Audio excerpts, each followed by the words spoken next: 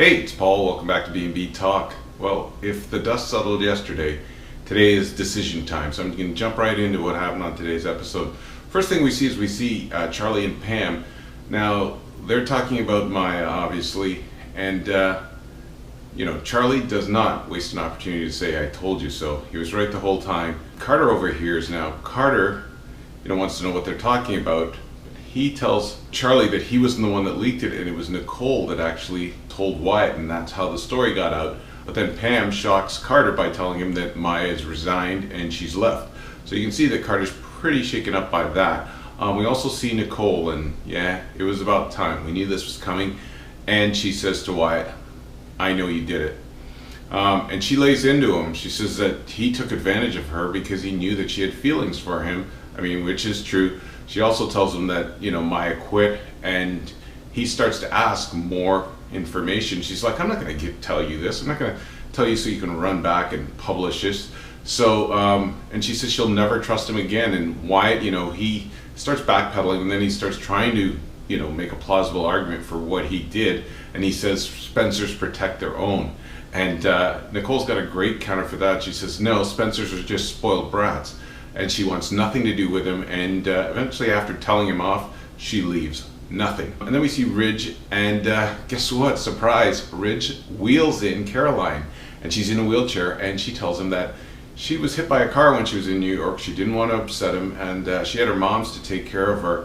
And obviously Ridge loves having her back. They spend some quality time together. But eventually she tells him that she has heard about Maya's secret coming out, and obviously she thinks Maya's a huge hypocrite because she went on about secrets when she had a huge one of her own. And Ridge, eventually they talk about Rick, and Ridge says to her that he thinks Eric is going to invoke a morals clause and toss Rick out of there. And then we do actually get to see Rick, and he is with his dad, who checks on him, and Rick isn't upset that he charged after Ridge, and he says that, he basically had it coming to him, and he's not going to take it from him anymore, and he's, drawing a line in the sand. And at one point, Rick takes it, I think, a bit too far and says, "Ridge has got to go," and Eric is like, "That's not going to happen."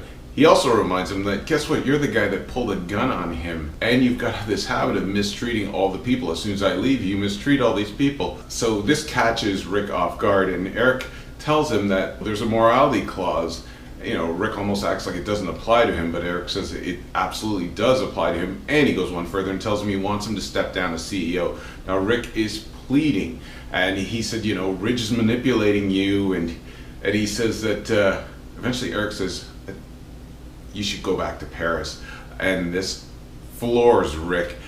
He says no, he needs to stay at Forrester and defend Maya, and he needs his dad to stick up for him, and he promises him he's not weak. And in the same breath, he says I've got to be in charge so that Ridge can't make fun of me. So that's a bit comical to say that. It's a huge episode, and the ball right now is in Eric's court. It looks like he's taken the CEO position away from his son, but we know things aren't always what they seem. So please check back, and I'll keep you posted. It's Paul, it's B&B Talk. Don't forget, subscribe and check us out on social media.